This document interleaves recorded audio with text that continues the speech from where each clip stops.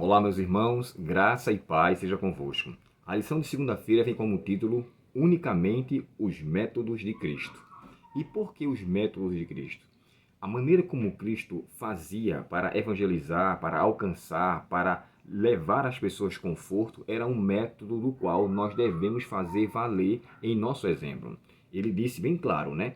Aqueles que creem em mim, obras maiores farão. Então a gente para e pensa que sim, poxa vida, Jesus fez muitas curas, por que eu não faço hoje? Será que eu creio em Cristo da maneira como ele falou, crer a tal ponto de poder realizar?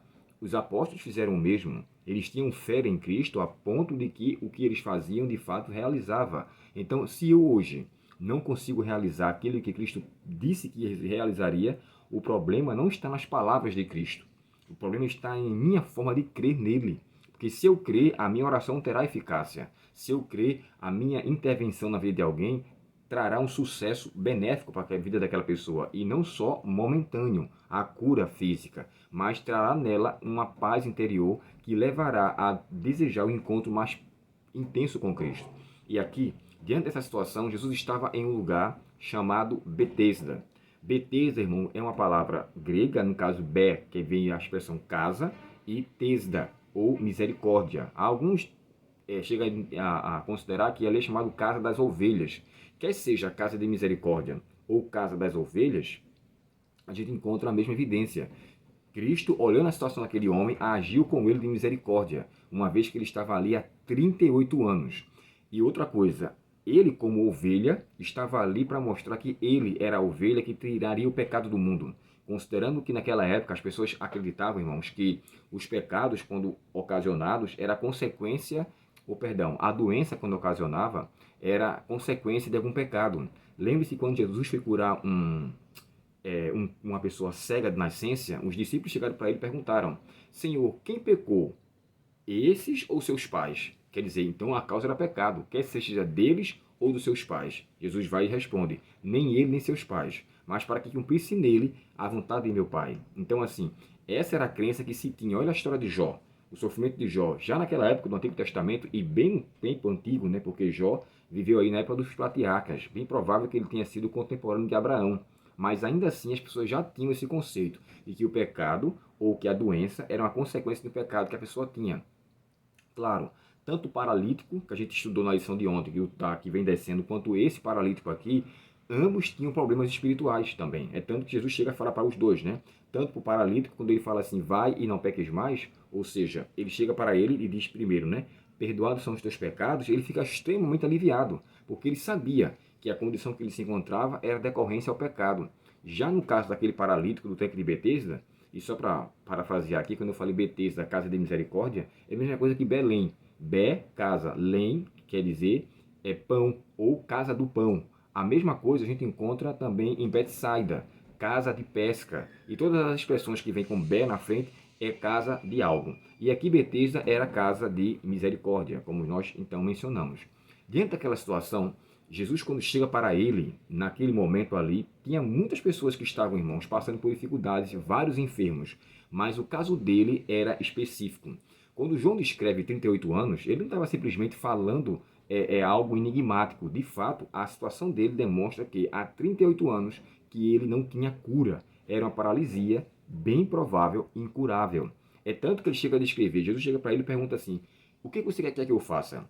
Aí ele vai e responde, Senhor, ele pergunta, quer ser curado? Aí ele disse, eu sempre quero ir para o tanque, mas ninguém vem na minha frente. Ele não responde nem que sim, nem que não, mas ele coloca à frente a dificuldade, ou seja, é como se implicitamente ele dissesse, eu gostaria de ser, mas infelizmente ninguém me coloca ali. Quando as águas se movem, alguém vem na minha frente e é colocado ali até então antes de mim. O que acontece? Jesus agora responde com três imperativos, ou três mandamentos. Primeiro, a dificuldade que aquele homem olha diante da situação de ir até o tanque para com que pudesse se banhar, Jesus pede para ele se levantar. Segundo ponto, ele pede para com que pegue, o levantar, pegar e andar. Levante, imperativo, mandamento, faça. Ele se levanta, pegue o seu leito e ande. Agora, prontamente, a dificuldade que ele via de não ser colocado lá porque ninguém tinha, Ele agora, por conta própria, demonstrou evidência naquele que Cristo tinha dito, de fazer exatamente o que ele mandou. Esse é o propósito, esse é o princípio. Ele se levantou, pegou a sua cama e se foi. E ali todo mundo ficou maravilhado com aquela situação. E aquele dia era sábado, outro ponto que merece consideração. Vou só falar aqui rápido, porque o tema do assunto da lição não é esse. Esse aqui, irmãos, é a primeira cura que Jesus fez no sábado, uma vez que ele fez cerca de 7 curas nos evangelhos, no sábado também. Mas aí ele era bombardeado, era criticado. Mas esse é um assunto para um outro tema. Embora a outra cura que ele faz do endemoniado também foi no sábado. E ali Jesus estava na sinagoga. Diante daquela situação que ele se encontrava, ele estendeu a mão para aquele homem e mais um imperativo: cale-se. E o demônio convulsionou ali diante do corpo daquele homem, saiu gritando, desesperado, com um senso de expulsão, porque a palavra de Cristo de fato tem poder, e ele foi embora. Logo aquele homem ficou são. Curioso, né?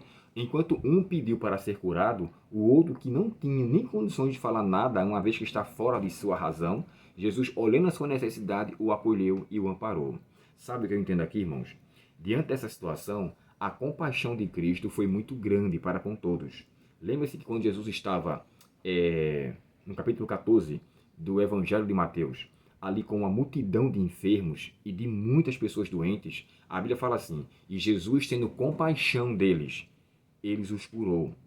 Eu devo ter compaixão, eu devo olhar o meu irmão em uma sua situação e trazer-lhe conforto em todos os pormenores, quer seja financeiro, quer seja numa palavra de conforto, mas acima de tudo, colocar nele a esperança de salvação, de vida eterna. Se eu tratar as pessoas em suas necessidades, adquirir delas o respeito, a confiança, a credibilidade, com certeza elas terão em mim confiança não só para desabafar, mas também para encontrar em mim um amigo do qual ela veja segurança, confiança, credibilidade. Deus, ele era assim. Cristo é assim. Nós devemos ser assim também. Se existe aqui, nesse tema da lição de hoje, uns pontos que nós devemos considerar, irmãos, é a compaixão, é o zelo, é o amor, é o benefício, é o fato de você se importar com a outra pessoa a ponto de se dar para ajudá-la. E em suas necessidades e aflições, trazer-lhe de fato conforto, paz e, acima de tudo, salvação. Considere, quando Jesus tiver de escolher entre ressuscitar alguém e lhe trazer a cura física, ele vai causar a segunda opção. A primeira opção, quando Jesus não cura, ele ressuscita, mas ele sempre fará o melhor. Talvez eu nem faça os milagres, todos os milagres que Jesus faça. Talvez eu não consiga alcançar o mesmo nível de conduta, no sentido de efetuar muitas coisas milagrosas, mas pela compaixão que Cristo coloca em meu coração para conter com os outros, eu posso ser uma porta aberta para que outros, através de mim, encontrem o reino dos céus. Que nós, portanto, possamos aprender unicamente pelo método de Cristo. E ele disse isso em sua palavra, né, em Mateus capítulo 11, ele chega a escrever: aprendei de mim, que sou manso e humilde de coração, e achareis descanso para as vossas almas. Que nós possamos ser assim, em Cristo encontrar descanso e passar esse descanso para outros que passam por situações bem desfavoráveis. Oremos ao Senhor. Querido Pai Celestial, obrigado pela Tua palavra, obrigado pelas Tuas orientações. Nos ajuda, ó Deus, a podermos fazer valer cada detalhe da maneira como Cristo tratou todos os Teus filhos, e assim possamos cumprir a Tua palavra. Dá-nos a Tua paz em nosso coração, a Tua bênção acima de tudo, e nos conduz até chegar na eternidade, Senhor. Te pedimos com perdão dos pecados, em nome de Jesus. Amém. Deus te abençoe, um ótimo dia em sua presença, uma ótima semana também. E se esse vídeo foi interessante para você, compartilhe, curta, se inscreva e nos ajude nesse crescimento para a honra e glória de Deus. Deus abençoe você e até o próximo estudo. Até logo.